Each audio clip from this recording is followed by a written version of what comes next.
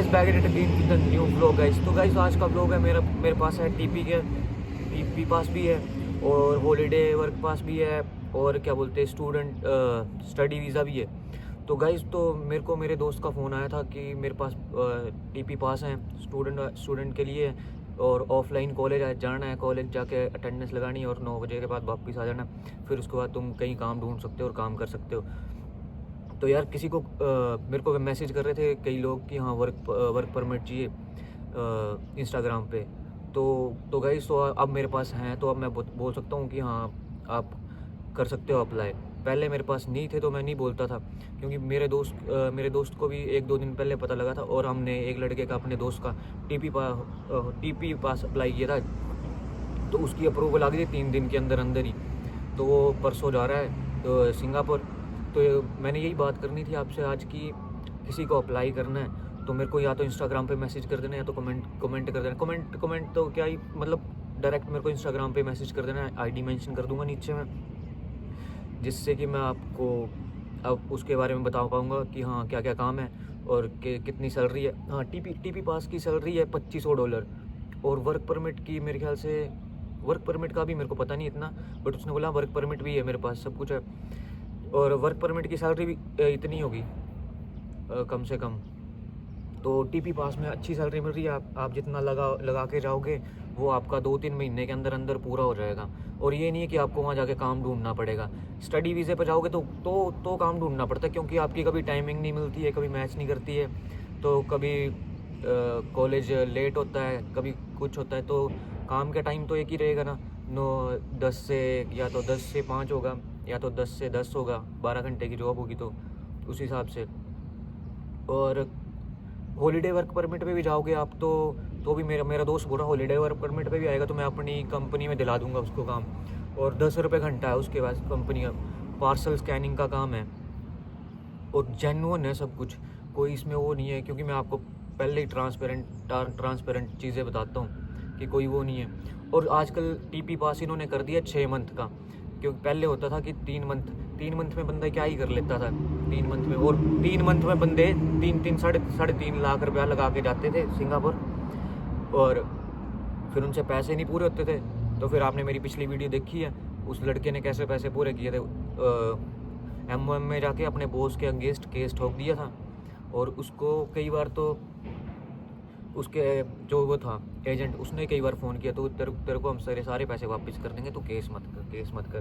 But वो बोलता नहीं, अब मैंने कर दिए तो कर दिया, मैं नहीं पीछे हटने वाला, मैं पैसे लेके मानूंगा।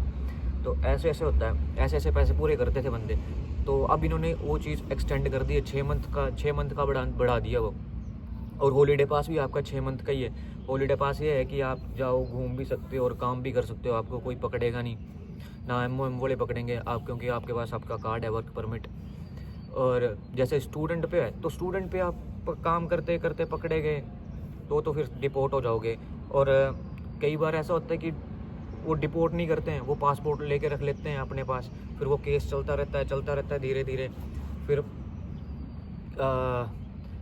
चलता रहता है। तो उसके बाद जितना टाइम वो ख़त्म होगा उतने टाइम तक वो बंदा वहीं रहेगा और काम भी करता रहेगा। उसको एक वो पास जैसा बना के दे देते हैं, क्या बोलते, मेरे को नाम नहीं आता, उसको कुछ बोलते हैं पास से, चलो मैं याद आएगा तो मैं नीचे मेंशन कर दूंगा गाइस। तो 6 महीने तक पास होता है, फिर जब तक केस चलता रहेगा नहीं तो फिर वो एक्सटेंड होता रहता है।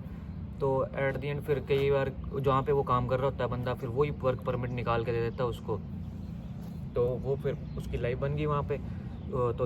तो 1-2 साल का परमिट उसको मिल जाएगा वैसे ही।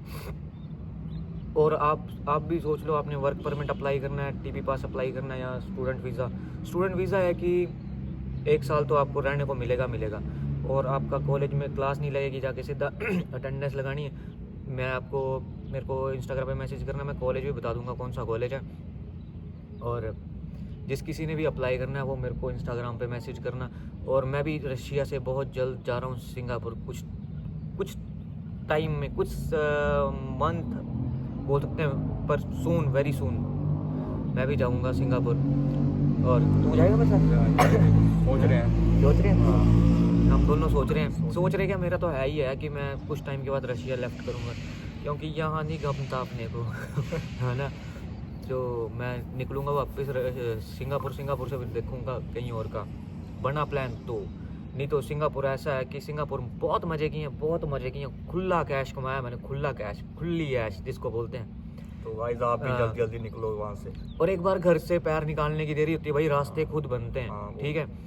और जब हम कभी सोचते हैं ना कि यार हम वहाँ जाकर स्टूडेंट पे चले जाएंगे, मेरे को मेरे एजेंट ने पता क्या बोला था फर्स्ट टाइम जब मैं सिंगापुर गया था, मेरे को एजेंट ने बोला था कि ये तेरा है, ये परमिट आ गया, स्टडी वीज़ा आ गया, ये पकड़, और हमारे पास कोई काम नहीं है, तेरे को वहाँ जाके खुद ढूंढना पड़ेगा। और इससे पहले मेरा कोई दोस्त नहीं था सिंगापुर में, कोई कुछ नहीं था।